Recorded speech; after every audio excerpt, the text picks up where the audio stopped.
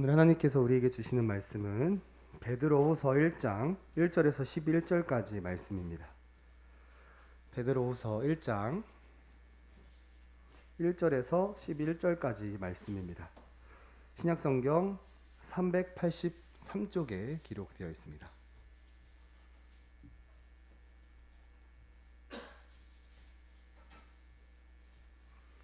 베드로후서 1장 1절에서 11절 신약성경 383쪽에 기록되어 있습니다. 함께 교독하시겠습니다. 예수 그리스도의 종이며 사도인 시몬 베드로는 우리 하나님과 구주 예수 그리스도의 의를 힘입어 동일하게 보배로운 믿음을 우리가 함께 받은 자들에게 편지하노니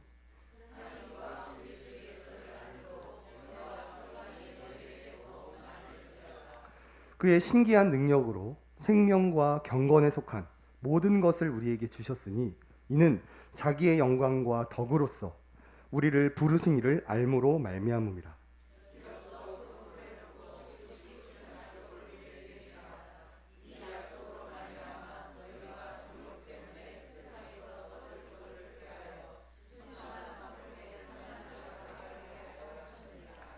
그러므로 너희가 더욱 힘써 너희 믿음의 덕을 덕의 지식을 경건의 형제 우애를 형제 우애의 사랑을 더하라.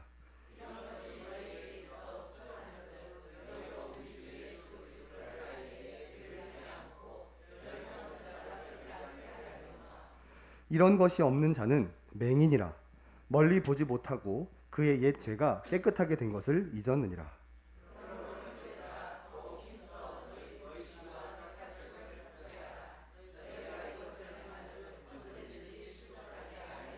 함께 읽겠습니다. 이같이 하면 우리 주 곧 구주 예수 그리스도의 영원한 나라에 들어감을 넉넉히 너희에게 주시리라. 아멘. 저는 우리 예수만교회에 출입하는 모든 성도님들이 구원을 받기 원합니다. 그리고 모든 성도님들이 구원을 받기 위해서는 올바른 신앙 고백이 필요합니다. 웨스트민스터 신앙고백서 제10장 효과적인 부르심 파트를 보시면 기독교 신앙을 고백하지 않는 자들은 그 어떤 방법으로도 구원을 받지 못한다. 설령 그들이 일반 계시로 어떤 종교의 율법대로 부지런히 실천했다 하더라도 그들은 구원을 받을 수 없다라고 말합니다. 율법을 행하고 부지런히 종교적인 생활을 하더라도 기독교 신앙을 고백하지 않으면 구원받을 수 없습니다. 마태복음 7장 말씀을 보시면 그날에 많은 사람이 나더러 이르되 주여 주여 우리가 주의 이름으로 선지자 노릇하며 주의 이름으로 귀신을 쫓아내며 주의 이름으로 많은 권능을 행하지 아니하였나이까 하리니. 지금 많은 사람들이 주의 이름으로 복음을 전하고 주의 이름으로 귀신을 내쫓고 주의 이름으로 많은 권능을 행하였습니다. 그런데 예수님께서 이렇게 대답하십니다. 23절에 그때 내가 그들에게 밝히 말하되 내가 너희를 도무지 알지 못하니 불법을 행하는 자들아 내게서 떠나가라 하리라. 직분자라고 구원을 받는 것이 아닙니다. 십자가를 세우고 교회의 시스템을 갖춰놨다고 구원을 받는 것이 아닙니다. 2만 명, 3만 명이 모인다고 해서 그곳에 구원이 있는 것이 아닙니다. 오직 기독교 신앙을 올바르게 고백하는 자만이 구원을 받을 수 있게 됩니다. 제가 이 말씀을 드리는 이유는 오늘날 제대로 된 신앙을 가르치는 교회가 거의 없습니다.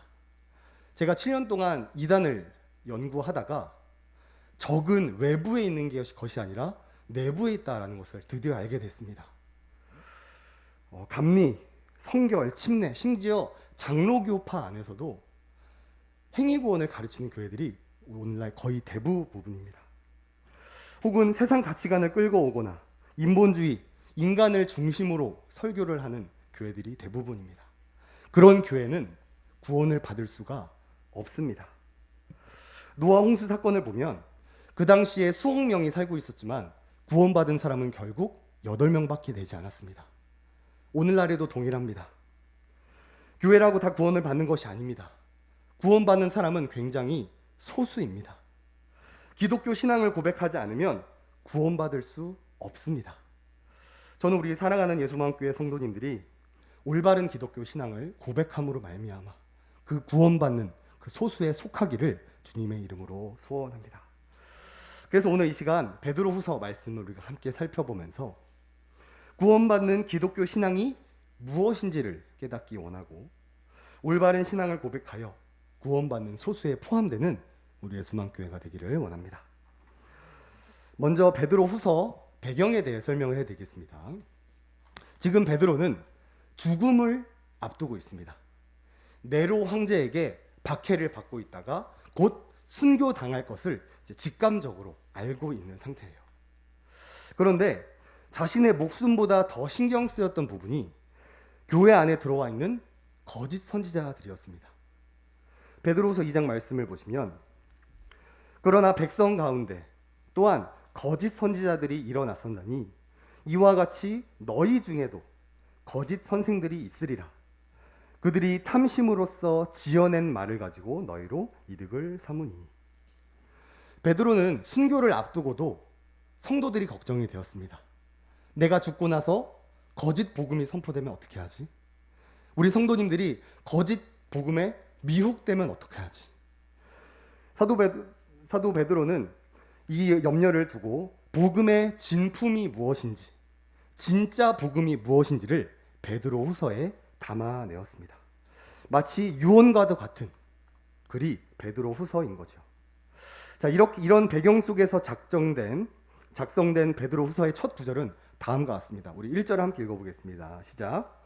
예수 그리스도의 종이며 사도인 시몬 베드로는 우리 하나님과 구주 예수 그리스도의 의를 힘입어 동일하게 보배로운 믿음을 우리와 함께 받은 자들에게 편지하노니. 아멘. 베드로는 우리가 그리스도의 의를 힘입어 보배로운 믿음을 받았다라고 말합니다. 내가 예수님을 믿은 것이 아닙니다. 내가 하나님 앞에 나아가서 어떤 행위를 발휘하여서 구원을 쟁취해낸 것이 아닙니다. 우리는 오직 그리스도의 의를 힘입어 구원을 받게 됩니다. 우리가 통상적으로 예수님을 믿음으로 구원을 받는다고 말하지만 사실 그 믿음마저도 선물로 받는 것인 거죠. 이것이 진품입니다.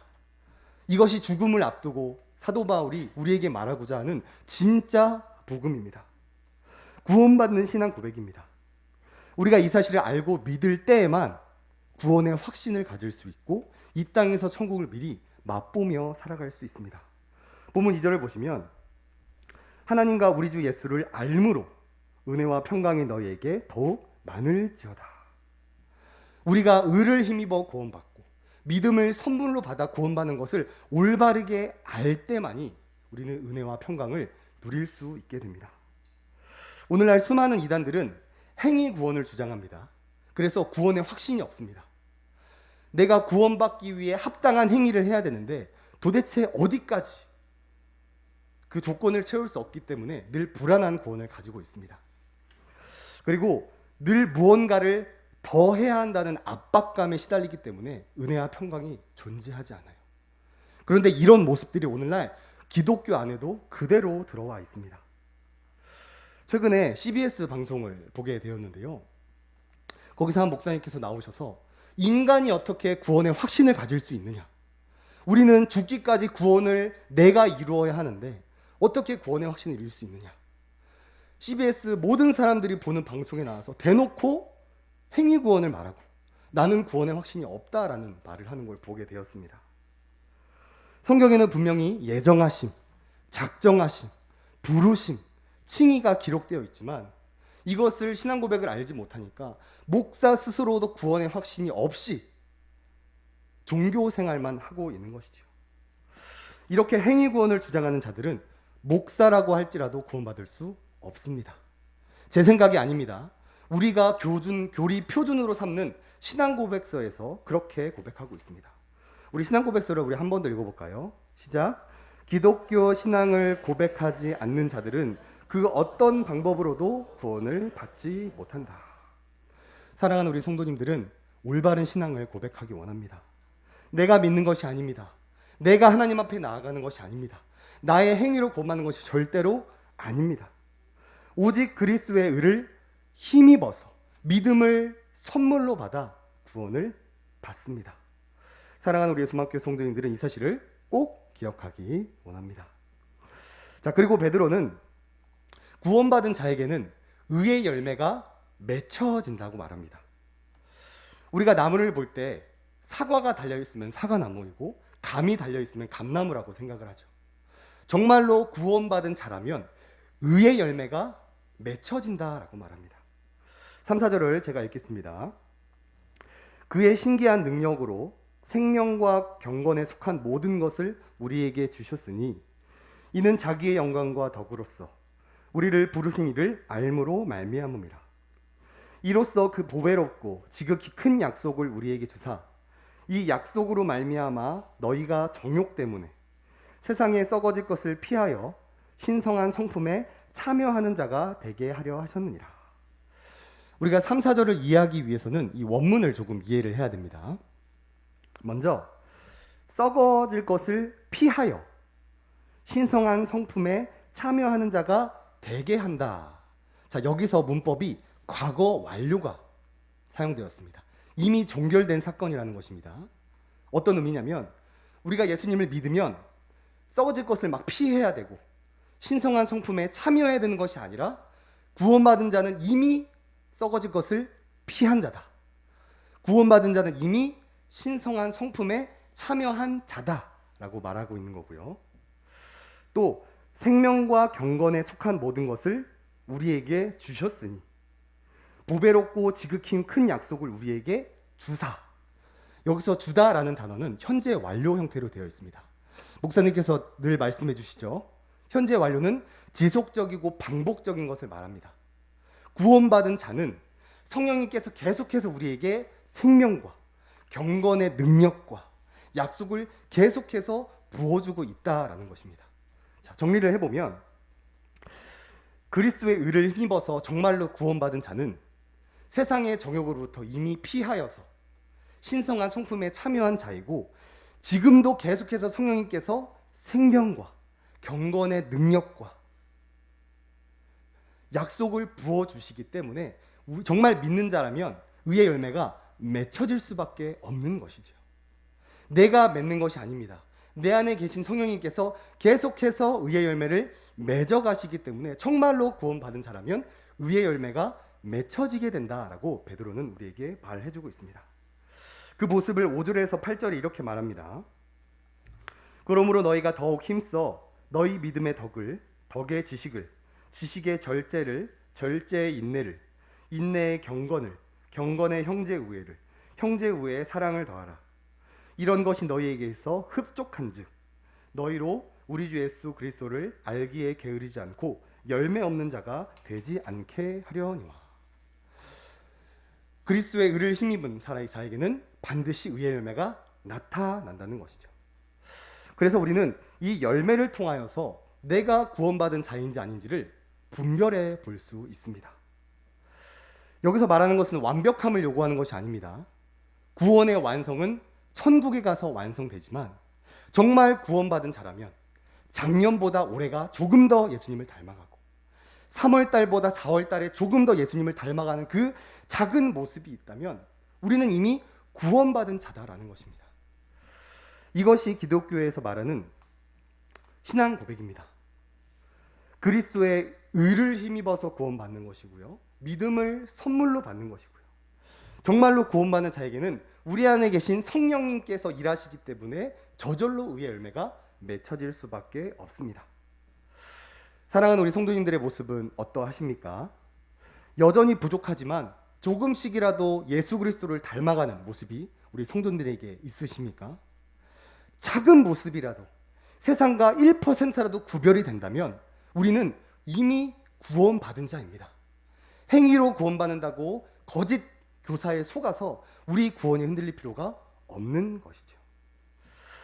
그리고 또한 베드로는 의를 힘입는 것과 의의 열매를 맺는 것보다 더 중요한 것을 말해줍니다. 우리 10절, 11절 우리 함께 읽어보겠습니다. 시작. 그러므로 형제들아 더욱 힘써 너희 부르심과 택하심을 굳게 하라. 너희가 이것을 행한즉 언제든지 실족하지 아니하리라. 이같이 하면 우리 주 곧 구주 예수 그리스도의 영원한 나라에 들어감을 너희에게 주시리라. 아멘. 베드로는 구원받는 신앙이 무엇인지 명확하게 보여줍니다. 우리를 예정하신 하나님을 바라보는 것, 우리를 부르신 하나님을 바라보는 것, 우리에게 의를 힘입어 구원해 주시고 믿음을 선물로 주시고 신성한 성품에 참여하게 하시고 성령의 역사를 통하여 의의 열매를 맺게 하시는 그 하나님을 굳게 잡으라라고 말하고 있습니다. 우리가 이 모습을 통해 알 수 있는 것은 구원은 나를 바라보는 것이 아니라 구원을 베푸시는 하나님을 바라보는 것임을 알 수 있습니다. 나 자신을 바라보면서 내가 이렇게 하면 구원받을 수 있겠지? 라고 생각하는 게 아니라 구원받을 수 없는 존재를 자기 아들을 보내 구원하신 그 하나님을 바라보는 것이 구원받은 신앙이라는 것이죠. 그래서 우리가 구원의 소정에 대해서 좀 올바르게 알아야 됩니다. 하나님께서 예정하시고요, 하나님께서 부르시고 하나님께서 거듭나게 하십니다. 하나님께서 회개케 하시고 믿음을 주시고 하나님께서 의롭다 칭해 주시고 예수님을 닮아가는 성화의 삶을 하나님께서 살게 하십니다. 하나님께서 우리를 양자 삼아 주시고 하나님께서 우리를 견인해 주시고 하나님께서 우리를 영화에 이르게 하십니다. 나의 공로는 0.1%도 존재하지 않습니다. 오직 은혜로 구원을 받는다. 이 신앙 고백이 우리를 구원으로 인도해 주는 건강한 기독교 신앙 고백입니다. 하지만 세상에는 기브 앤 테이크라는 개념이 존재하죠. 주는 게 있으면 받는 게 있어야 합니다. 조건이 존재합니다. 산타 할아버지도 우는 아이들에게는 선물을 주지 않는다라는 조건부를 내걸죠. 이것이 세상의 논리입니다. 오늘날 수많은 목사들이 이 성경 원칙을 버리고 세상의 가치를 가지고 와서 행위 구원을 주장하고 있습니다. 그들은 모두 거짓 교사들입니다. 거짓 선지자들입니다. 이런 사람들을 주석에서는 이렇게 말해주고 있었습니다. 거짓 교사들이 영원한 왕국에 들어갈 가능성은 없다. 오늘날 정말 수많은 목사들이 행위 구원을 주장합니다. 그들 다 구원받을 수 없습니다. 우리의 신앙 고백은 분명하게 말하고 있습니다. 저는 우리 예수만교회 성도님들이 정말 모두 구원받았으면 좋겠습니다. 구원받기 위해서는 올바른 기독교 신앙 고백을 가지고 있어야 되는 거예요. 우리가 이 올바른 신앙을 고백할 때 우리가 함께 천국에 가서 지금의 모습처럼 예배할 수 있게 되는 것입니다. 우리가 고백해야 하는 기독교 신앙 고백을 우리가 7개 우리 함께 다 같이 천천히 읽어보겠습니다. 시작. 하나님의 예정하심, 하나님의 부르심, 믿음을 선물로 주심, 그리스도의 의로 구원하심, 닮아가게 하심, 끝까지 견디고 인내하게 하심, 영화의 삶을 허락하심. 사도 베드로는 순교를 앞두고 성도들을 걱정하며 진짜 복음의 진품을 베드로후서에 기록해 내었습니다. 하나님 입장에서 다시 생각해 보면 사도 베드로가 죽은 이후에 거짓 복음이 득세할 것을 미리 아신 하나님께서 사도 베드로에게 감동을 주어서 베드로후서를 기록하게 하신 것이죠. 그래서 베드로후서 마지막 구절에 하나님은 이렇게 우리에게 말씀하십니다. 그러므로 사랑하는 자들아, 너희가 이것을 미리 알았은즉 무법한 자들의 미혹에 이끌려 너희가 굳센 데서 떨어질까 삼가라. 오직 우리 주 곧 구주 예수 그리스도의 은혜와 그를 아는 지식에서 자라가라. 영광이 이제와 영원한 날까지 그에게 있을지어다. 하나님께서는 우리 예수만교회에게 동일하게 말씀하십니다. 사랑하는 자들아, 구원은 행위로 받는 것이 아니다. 오직 그리스도의 의를 힘입어 믿음을 선물로 받는 것이다. 오늘날 행위 구원을 주장하는 무법자들 속에서 미혹되지 말고 그리스도의 은혜와 그를 아는 지식에서 자라가라. 내가 너희와 영원까지 함께 할 것이다 라고 말씀해 주십니다. 우리가 이 사실을 기억하면서 올바른 신앙을 고백하기를 원하고 올바른 신앙 고백을 가짐으로 말미암아 우리 예수만교회에 출입하는 모든 성도님들이 우리 함께 손잡고 하나님 나라에 입성하는 우리가 되기를 원합니다. 우리 마지막으로 웨스트민스터 신앙고백서 함께 읽어보고 예배를 마치겠습니다. 함께 읽겠습니다. 기독교 신앙을 고백하지 않는 자들은 그 어떤 방법으로도 구원을 받지 못한다. 설령 그들이 일반 계시로 어떤 종교의 율법대로 부지런히 실천했다 하더라도 그들은 구원을 받을 수 없다. 기독교 신앙을 올바르게 고백함으로 말미암아 예수만교회 출입하는 모든 성도님들이 천국에 들어가는 우리에서 그런 교회를 세워가는 우리가 되기를 주님의 이름으로 소원합니다.